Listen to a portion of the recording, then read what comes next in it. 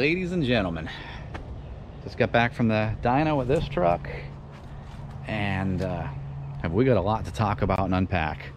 Let me get inside and get in the office and get the dyno sheet printed up, and we will go over some things.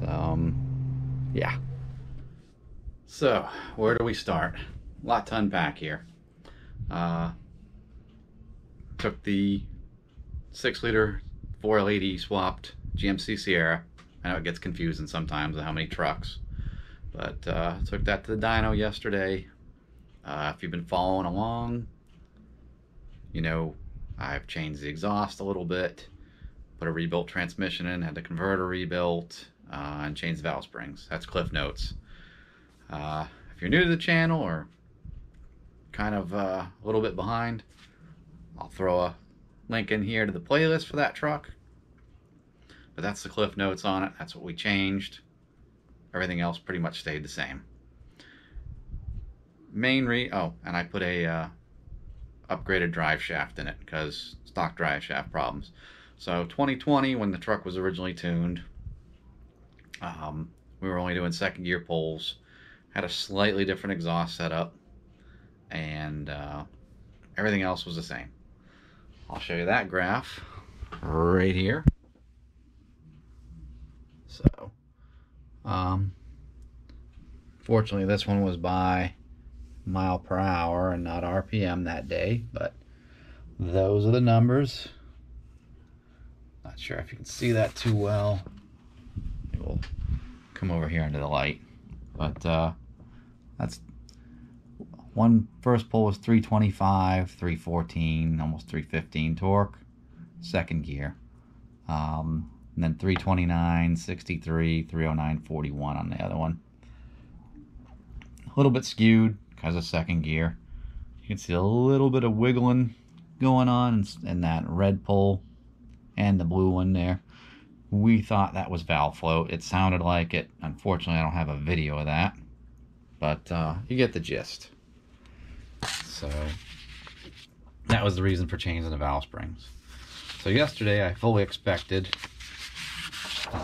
that, you know, there'd be this graph right here, that it's going to make more power.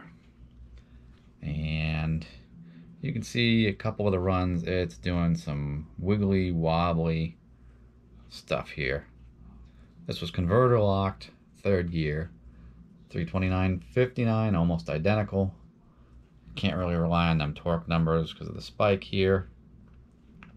I'm going to go with this one here on the good pull. Made 355 on the nose. That sounds more realistic. That's at 4,000 RPM with the size of the camshaft and all. I think that's pretty honest. Started the pulls at 2,000 RPM.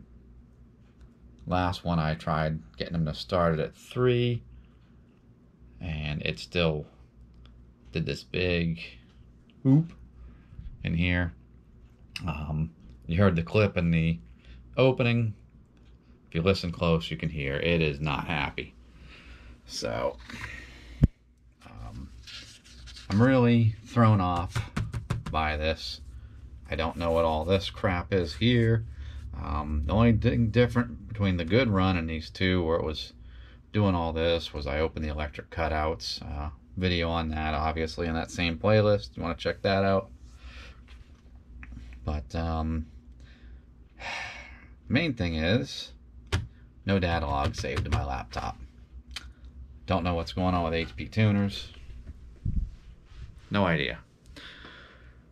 So that's that. Seems to be the story of my life. I mean, if you recall, when I took my Silverado to that same dyno, I put a little bit lighter wheel and tire combo, almost identical tire height. It picked up absolutely nothing. I opened the cutouts. It picked up absolutely nothing. And it had that weird spike with the converter too, even though we locked it. So yeah, I don't know what's going on. We're gonna figure this out. We're gonna get to the bottom of it actually tomorrow morning. I'm going to hook up HP tuners, the laptop, and I'm I'm going to go out and I'm going to do what they did on the dyno on the street and see if it does the same thing. See if I can duplicate it. I'm going to try first with the cutouts closed. If it pulls fine with the converter locked, I know it's not the converter.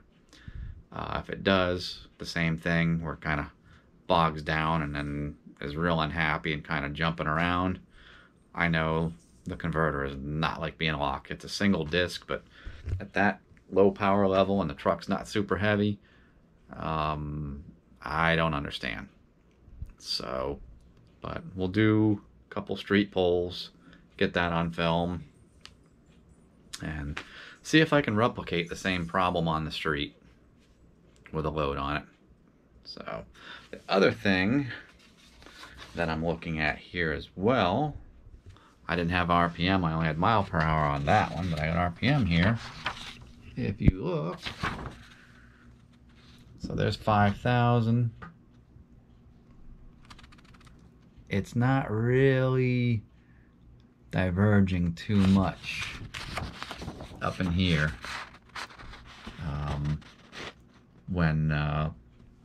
so I think it's a lack of timing there.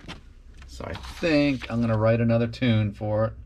Well, modify the one, because the one in it's pretty damn good. And I'm gonna add sprinkle a little bit of timing in there and try and get it to kind of go this way instead of kind of roll off up here, and take it back. That's another thing for another day. Right now, the main thing is, why is it doing this? So we're gonna go ahead, like I said, tomorrow morning, do the street polls, see what happens. Hopefully I can get a couple of good data logs, and we'll go from there and wrap it up. Alright, so just got back, going over the logs here. I still don't know why I can't get this to stretch out like it was. One wrong keystroke and destination screwed. Anyhow, that's neither here nor there. So the main thing is, went out, locked the converter, commanded third gear with HP tuners, clean like the first pull on the dyno Friday. Opened the cutouts, instantly I didn't like it. Closed them, did it again, clean pull. So it's the cutouts that are the common denominator. I can't see any knock retard on here, but whatever it is, it's doing something really weird and it does not like them open. That's a mystery to me. I don't really know. So pretty much on the way back, the transmission started to kind of surge and all. Checked the fluid when we got back. Doesn't smell burnt. Doesn't look bad. Level's good. Temperature never got hot. I don't know. I have no faith in that converter whatsoever anymore. It's probably going to come back out even though it was just rebuilt. In the past it's been great, but yeah, just not pleased with that. So got another one over in my storage unit that was in my truck, was too tight. I'm probably going to grab that today, send it out Tuesday, because tomorrow's Veterans Day. A lot of stuff's going to be closed. I'll send it out Tuesday. I'll have them loosen it up, at least 1,000 RPM, and I'll put that one in that truck, and I know it's good. And this other one, I don't know what to do with it. Maybe somebody with a 1,000-pound lighter vehicle, it'll work better for them. I'll make sure there's no metal shavings or trash in it, and to marketplace it goes. But that pretty much wraps that up. I'm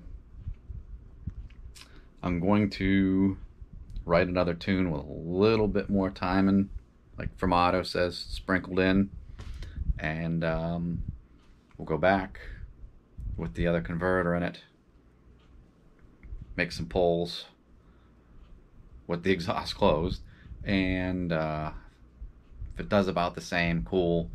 I'll load the tune with a little bit more timing in it.